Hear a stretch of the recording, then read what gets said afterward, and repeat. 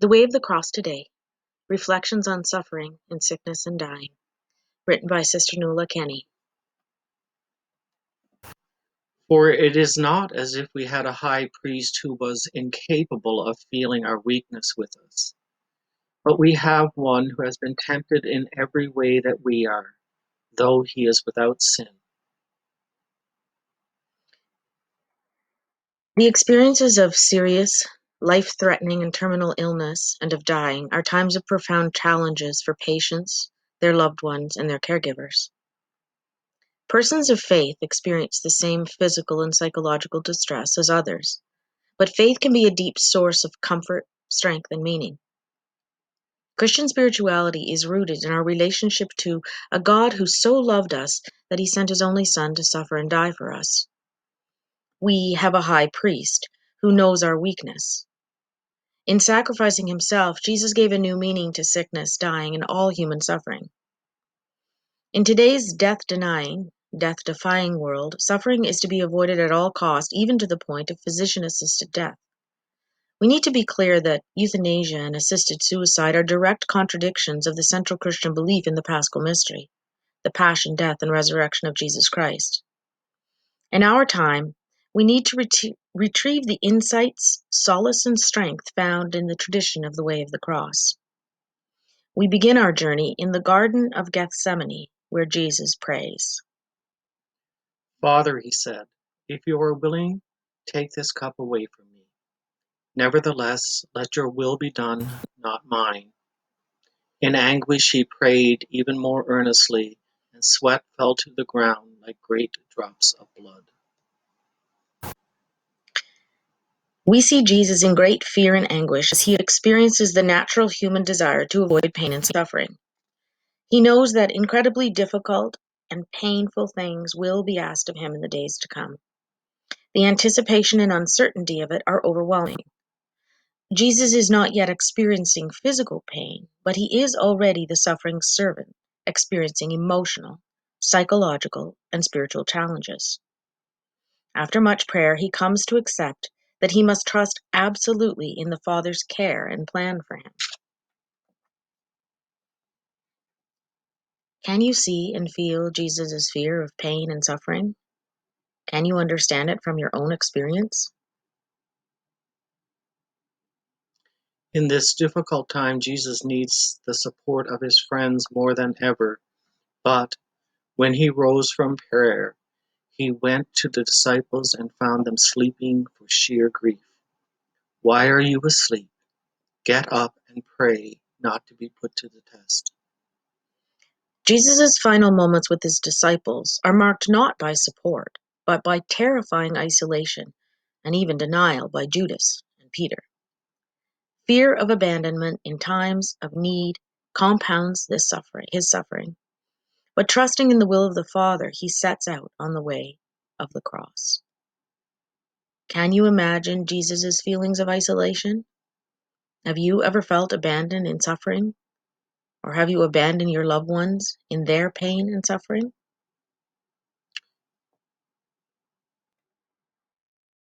First station, Jesus is condemned to death. We adore you, O Christ, and we praise you. Because by your holy cross you have redeemed the world. When morning came, all the chief priests and elders and of the people met in council to bring about the death of Jesus. They had him bound and led him away to hand him over to Pilate, the governor. He ordered Jesus to first be scourged and then handed him over to be crucified. Pilate acknowledges that Jesus is innocent, but he still orders him to be captured and condemned. The anticipation of painful things is now a reality. Jesus now experiences uncertainty regarding what scourging and crucifixion will require of him, and fear of dying. Though physically bound, he maintains a dignity and serenity and freely surrenders to what is to come. We too can be captured by the diagnosis of a life-altering or terminal medical condition. It can overwhelm our life and occupy all our attention. We ask, why me? Or why my son or daughter or spouse or friend? It changes our perspective on everything. Can Jesus' response give meaning and consolation if you are a loved one and are captured by the diagnosis of a life-threatening or terminal illness?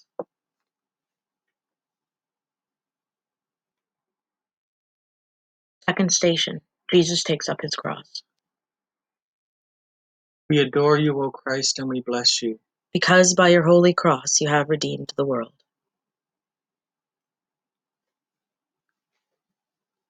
Then they took charge of Jesus, and carrying his own cross, he went out of the city to a place of the skull. It was called in Hebrew Golgotha. Since his baptism, the first miracle of Cana, and his declaration in the synagogue in Nazareth that the reading from the prophet Isaiah regarding the blind seeing, the oppressed going free, and the good news to the poor has been fulfilled, Jesus had had a growing sense of who he is. He had confidently called God Abba, Father.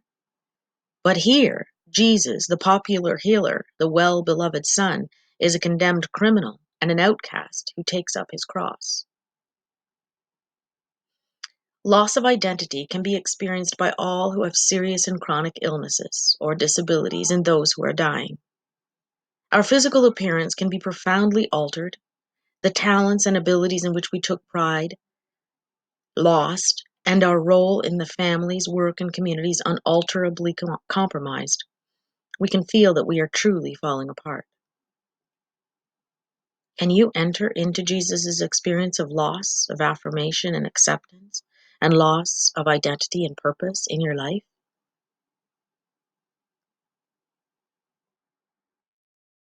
Third station, Jesus falls the first time. We adore you, O Christ, and we praise you. Because by your holy cross you have redeemed the world. While there is no scriptural basis for the three falls of Christ, tradition recognizes in the falls the threefold nature of human suffering: physical, psychological, and spiritual. In the first fall, the Christian imagination recognizes the sheer physical burden Jesus experienced in carrying a heavy, rough cross after an emotionally exhausting period of betrayal, imprisonment, and judgment. Though he was a young man, used to hard labor, he can no longer rely on his physical strength. We know that patients become exhausted by pain, suffering, and the experience of mounting losses. While there are different abilities for coping, illness can bring us physical falls as well as deeper, overwhelming feelings of staggering or reeling on the constantly shifting ground of serious illness and dying.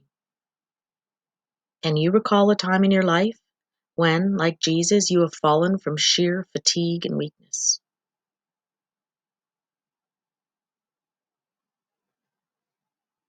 Fourth station, Jesus meets his mother. We adore you, O Christ, and we bless you. Because by your holy cross you have redeemed the world. Seeing his mother and a disciple he loved standing near her, Jesus said to his mother, "Woman, this is your son." Then the disciple, he said, "This is your mother." And from that moment the disciple made a place for her in his home. Mary, the mother of sorrows, accompanies Jesus at a distance through the ordeal. Mary, who said the great yes to the Father, ponders the meaning in what is happening to her beloved Son. She remains faithful even when there are no easy answers and brings the gift of her presence.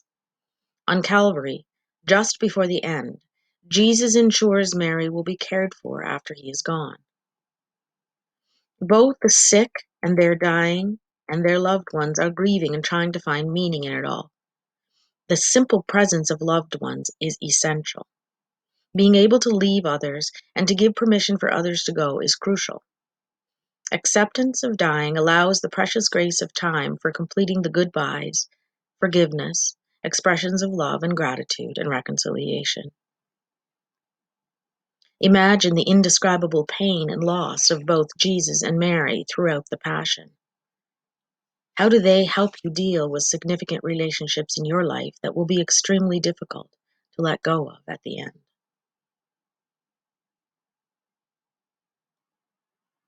Fifth station, Simon of Cyrene helps Jesus to carry his cross. We adore you, O Christ, and we bless you. Because by your holy cross you have redeemed the world. On their way out, they came across a man from Cyrene, Simon by name, and enlisted him to carry his cross. The soldiers, recognizing the difficulty Jesus was experiencing in carrying the cross, enlist a passerby to help, and Jesus becomes publicly dependent on the help of another. Simon does not volunteer to assist the struggling Jesus, but is enlisted, forced to help. It is unclear how willingly or reluctantly he took up the cross of Christ. In our culture today, the loss of independence is intolerable. Being free to choose and act as we desire is highly valued, and dependence is to be avoided at all cost. When circumstances such as serious illness and dying force our dependence on others, we experience it as a burden. We all need help and companionship in serious illness and in dying. Can you be with Jesus in his acceptance of dependence on another? Perhaps one who is helping even grudgingly? How does his experience help you to give and to receive help? Sixth station, Veronica wipes the face of Jesus. We adore you, O Christ, and we bless you. Because by your holy cross you have redeemed the world. There were some women watching from a distance. They used to follow him and look after him when he was in Galilee. And there were many other women there who had come up to Jerusalem with him. Veronica was one of the faithful women who followed Jesus at a distance.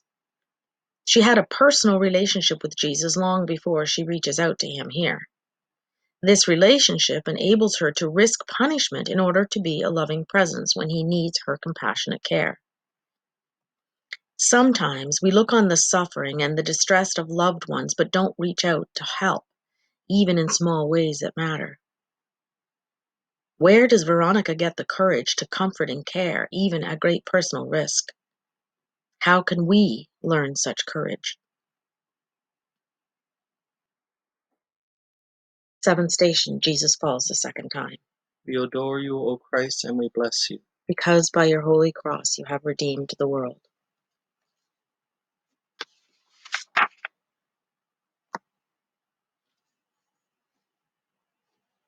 The second fall recognizes Jesus' experience of psychological and emotional suffering. This time he must have feared that he could not get up again, that it was hopeless. But Jesus shows complete trust in the Father's care and plan for him, despite public humiliation and the apparent failure of his earthly mission. Hope often arises in situations that are overwhelming. In terminal illness, there is first a hope for cure, or a hope that the doctors were wrong. But there is an ambiguity in hope. What should we hope for? There can be a tyranny of hope, which forces us to look for any option that would change the future, rather than to accept the present reality. What can we know of Jesus' fundamental vision of God in his rising from another fall and hoping in a seemingly hopeless situation? Eighth station, Jesus consoles the weeping women of Jerusalem.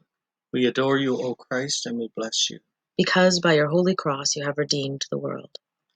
Large numbers of people followed him, and of women too, who mourned and lamented for him. But Jesus turned to them and said, Daughters of Jerusalem, do not weep for me. Weep rather for yourselves and for your children. Even in the midst of agony, Jesus reaches out to others. He acknowledges the grief and the pain of the women who have been faithful followers, and even nailed to the cross at the very end, he recognizes and rewards the faith of the good thief. Illness isolates us. Physical symptoms and fear and depression can make us focus inward, obsessed with our own painful experience and incapable of caring relationships. How was Jesus able to offer compassion to others, especially when his own life was threatened? Does the suffering of Jesus help you to understand and respond to the suffering of others?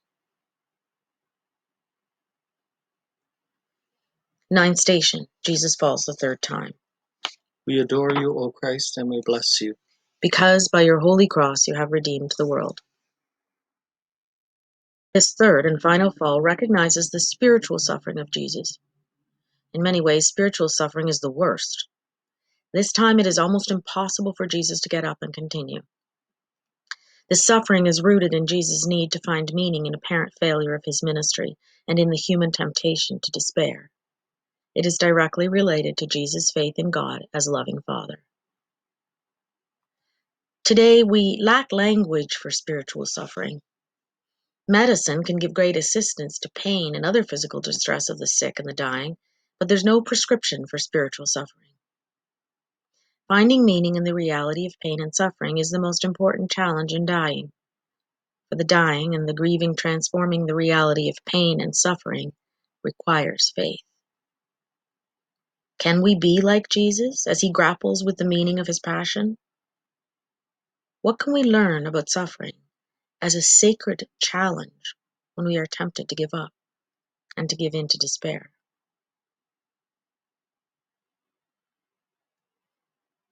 Tenth station, Jesus is stripped of his garments. We adore you, O Christ, and we bless you. Because by your holy cross you have redeemed the world. They dressed him up in purple, twisted some thorns into a crown, and put it on him. And they went down on their knees to do him homage. And when they had finished making fun of him, they took off the purple and dressed him in his own clothes. Jesus experienced profound degradation and humiliation during his ordeal. He was physically disfigured, taunted for his weakness, and derided for his failure to accomplish for himself the freedom from bondage he had done for others. Feelings of loss of dignity are common in serious illness and dying, especially when patients need help with intimate care needs and experience profound alterations in their appearance and abilities. One of the major reasons persons request assisted death is their loss of a sense of dignity. While there's much discussion about death with dignity being about control, we know as Christians that dignity is an inherent quality of the children of God, not an attribute lost in weakness. Can you empathize with Jesus in his experience of being humiliated? What do you want to say to him? When you see a loved one experiencing a sense of loss of dignity and illness, what do you want to say to them? 11th station, Jesus is nailed to the cross. We adore you, O Christ, and we bless you. Because by your holy cross you have redeemed the world. My God, why have you deserted me? Nailed to the cross, and in great pain, Jesus has lost control over events. In anguish, he cries out his feelings of abandonment, even by the Father. His sense of failure in achieving the mission entrusted to him is compounded by a sense that the Father has failed to protect him. When they reached the place of the skull, they crucified him there, and with two criminals also, one on the right and one on the left. Jesus said, Father, forgive them, for they do not know what they are doing. Even now, Jesus is full of forgiveness for those who crucify him and totally trusting in the love and mercy of the Father. In serious illness, especially when accompanied by pain and other physical symptoms, our sense of abandonment can be overwhelming, and our faith and trust in a loving God can be sorely tested. How can a loving God allow such suffering? What do we hear in Jesus' cry to the Father? When you experience a loss of control and feel abandoned and deserted, what is your deepest cry to God? 12th station, Jesus dies on the cross. We adore you, O Christ, and we bless you. Because by your holy cross you have redeemed the world. Father, into your hands I commend my spirit. With these words, he breathed his last.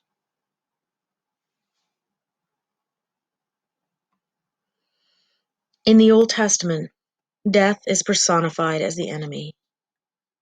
It is associated with descent into the ultimate darkness where there is no joy, no hope, and total isolation. As Jesus experiences death, he remains firm in his trust in the Father. He freely lays down his life for others because for him, death is not the enemy. For loved ones and caregivers, the moment of death is both a biological event and a sacred mystery. It is the finality of our life on earth. It can be terrifying for some, and a moment of overwhelming peace and gratitude for others, even in the midst of sadness and loss. For Christians, it is also deeply personal and transformative. It is an act that ends earthly life and fulfills it, not just a passive event. Can you immerse yourself in these final moments of Jesus' life and find strength and solace from his generosity and his trust in the Father? 13th station, Jesus is taken down from the cross and given to his mother. We adore you, O Christ, and we bless you. Because by your holy cross you have redeemed the world. It is accomplished. This has been a long, physical, emotional, and spiritual ordeal, in which it appears that the apostles failed Jesus, Jesus failed the Father, and the Father failed to save Jesus. There was no easy way out, but we know that the cross, a radical symbol of failure, has been transformed into a symbol of love and life. Jesus endured radical and humiliating failure, but through it, he did accomplish our salvation. Our own experience of death of a loved one is complex. There was no miracle cure. There may be a numbness from the sheer intensity of the dying and a deep sense of loss and disorientation. In some circumstances, amidst the sadness, there is relief that the pain and suffering are over, and a consolation that the loved one is now at peace with God. What do you want to say to Jesus? What does his death tell us of the meaning of a good death for ourselves and for our loved ones?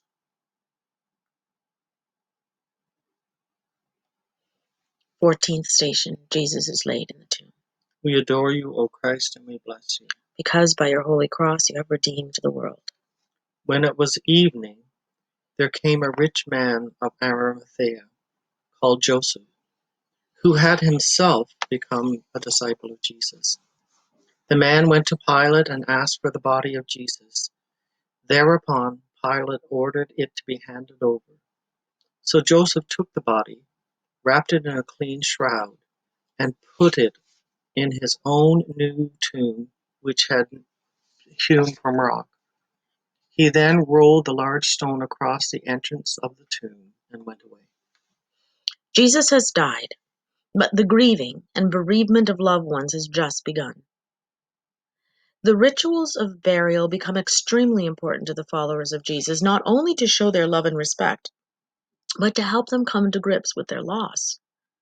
The rituals help carry the bereaved forward when they experience the paralysis of grief and loss, as do our own Christian rituals. We need to reflect on our own wishes for after our death and convey them in wills and letters to loved ones. In our time, many have avoided rituals of death and burial, wanting to get it over with soon after the death. Our faith and burial rites remind us that there is more to life than death. Can you identify with the grief and the loss of the followers of Jesus? What experiences of funerals and burials have helped you in your bereavement?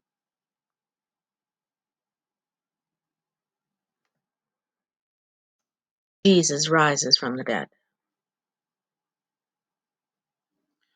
On the first day of the week, at the first sign of dawn, they went to the tomb with the spices they had prepared.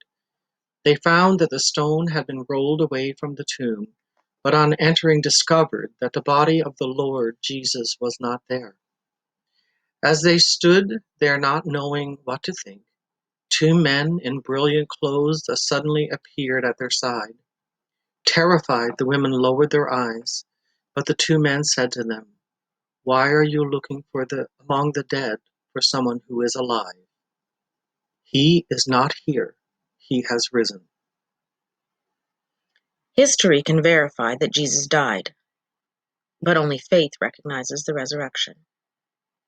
There are different responses to the resurrection: the joyful women, the amazed Peter and John who run to the tomb, and the doubtful Thomas who needs proof of real physical contact.